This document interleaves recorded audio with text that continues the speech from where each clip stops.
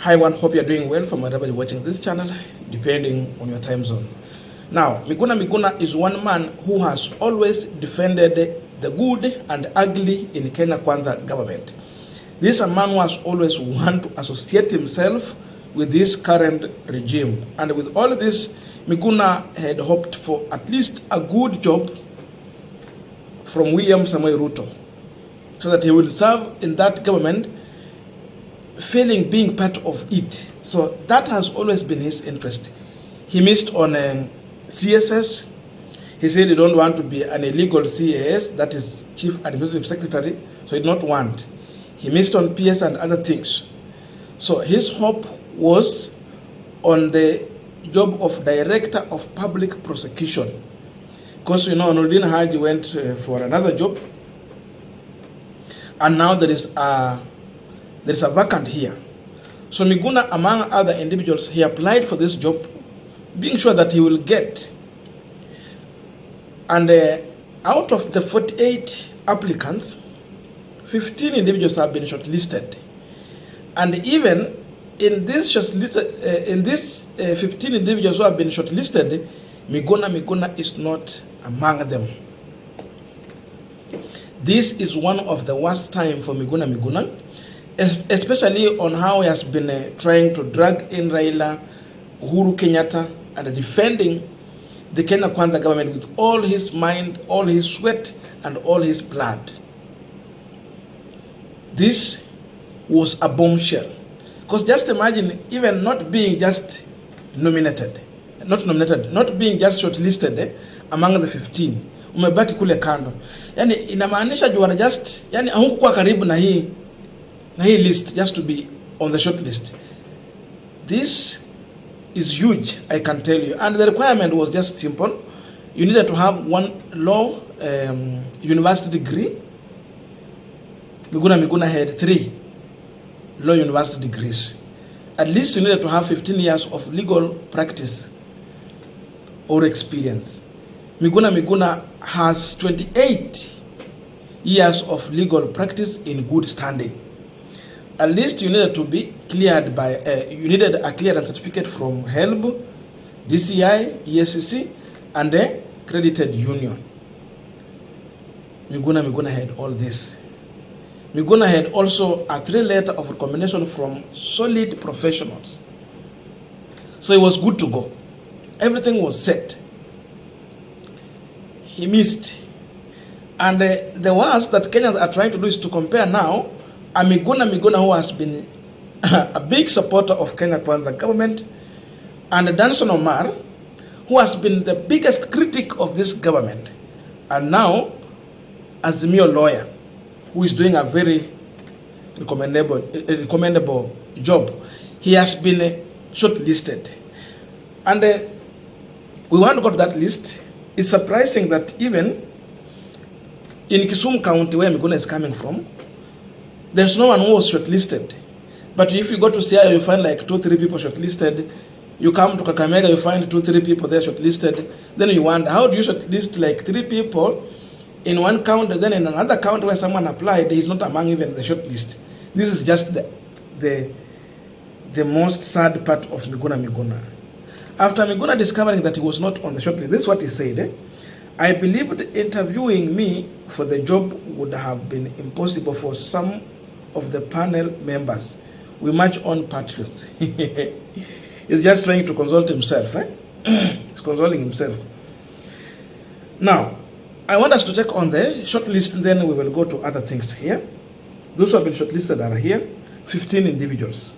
Number 1, Thomas Lagule, that is Baringo County. Jacinta Nyaboke Nyamosi, Kisii. Victor Vinyamule, Machakos. Taib Ali Taib, Mombasa. Tabitha Wanyama, Siaya. David Kiplagat Ruto, Wasingisho. Danson Omari, Nyamira. Nako number 7 hapo. Andanyi Weche Francis, Kakamega. Winston Aswane Ngaira, Vihiga. Peter Mungathia, Malianyi, Meru. Lilian Akinyi Okumu, Siaya. Jacob Nyakundi Oderi, Kisii, James Wahome Ndegwa, Nyandarua, David Mugunde Okech, Kisii, Renson Mulele Ingonga, Kakamega. Umesikia mtu wa Kisumu? Nowhere. But at least here we have more than 2. Kakamega we have more than 2. You know, look at that. Now the issue here is not just about being appointed to that office. It's also all about being shortlisted. If you miss that position, because it's just one position, but you appeared on the shortlist, this one is a plus for you for any other job, be it in government or in private sector. It's a big plus. So being shortlisted, it is just important. So for those people who have appeared on this shortlist, it is going to go in their CV. Anyway, they'll be going for a job. They will always indicate that they were shortlisted at least for this job, showing that they qualified, but they just needed one person. Miguna has missed on that opportunity. You know, you might look at it like a small thing, but it is huge. That's why we are coming here to talk about this issue. So you can see how things can really work. So many things. The question is, why is William Ruto having no any interest to give Miguna Miguna such kind of a job?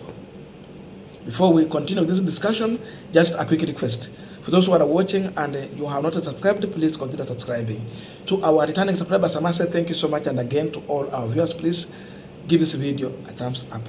Thank you so much, and back to this discussion. I want to take you to one comment that was done on Twitter that will answer the question why William Ruto did not opt to give Miguna Miguna a chance, even on the shortlist. And this is what the People's Watchman, who in Boniface Mwangi, the People's Watchman, hii ndiye amesema, na hii ndio ukweli. Ukweli ambayo Miguna anasikia uchungu nayo. This is what he said. How do you shortlist someone who will come and tell you during the interview that your regime is full of thieves, and he might revisit all the cases Nurdin withdrew? He is a live wire. And Otieno also said something on this.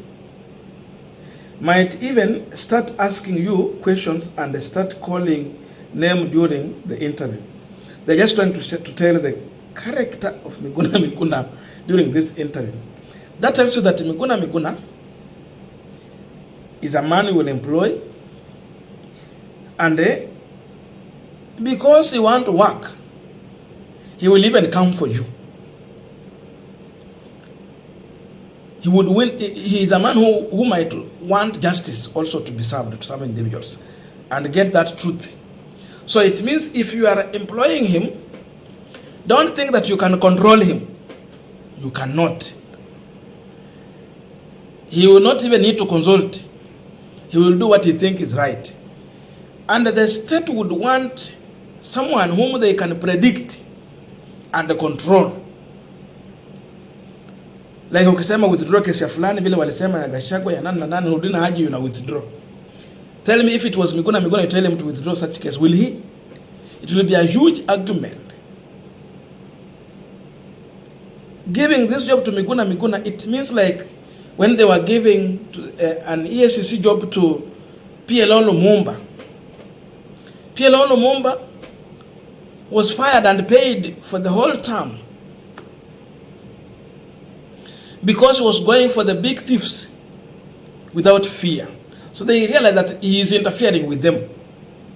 So waliamua ni heri hata akule mshahara yake yote ya tamu mzima na aende nyumbani afanye vitu zingine. So look at that. Miguna Miguna would be such kind of a person. Huwezi mwambia, you cannot direct him. Yeye ndio advisor wake yeye mwenyewe. So because of this, we are seeing fear in this regime to have such kind of a person that you can't predict, that you can't control, to be in such position. And people are also giving comments here. Miguna Miguna also said something. lastly, the last thing he said here,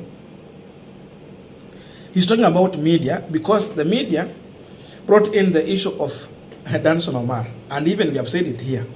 The media is bringing in the issue of Danson Omar because of what I even said in the beginning. Omar is a critic of this government, and he has been working so tirelessly to get those Azimio allies individuals out of the court, the cell and the prison. Amekuwa akikuja Gaucho, anasimama pale, tunaona akina almost 1 hour. What was Azimio? So he has been standing in for their cases and all those. And when including ile ya Matiang'i, Danson Omar is good even in public. When you have a case that needs to be prosecuted in court and in public opinion, Danson Omar is that rightful person. He will perfect it in public on camera, like the Matiang'i case, like the Pastor Ezekiel case. It was a huge case that needed to be prosecuted in public opinion court and in the courtroom, in the court chambers. That man is Danson Omar who can perfect that. He has done it properly. And with this, he has been dealing with this government properly in all equal measures. Lakini, Miguna nasema nini? My name sell for the Githeri media, but everyone knows that Quack Omari is cutting the bribe cheers. He's even labeling Omar as a quack. Omar has been able to do a lot of cases. He has been winning. He has been winning a lot of these cases. He has done more cases compared to what Miguna Miguna has done. That's the truth. So we are seeing also anger in Miguna Miguna in terms of how he's responding. So this response is also telling you someone who is wounded, someone who is not happy, someone who has been surprised that this government cannot just give him a chance to serve, despite the fact that he has been fighting for the government and defending with all his mind. Tumefika hapo. So Miguna Miguna is a no-go zone. Ruto has said no job for Miguna Miguna. Atafuta vitu zingine za kufanya huko, na hapo ndipo tumefika. I don't know your views, but let us meet in the comment section for continuation of this conversation. Thank you and see you in our next video.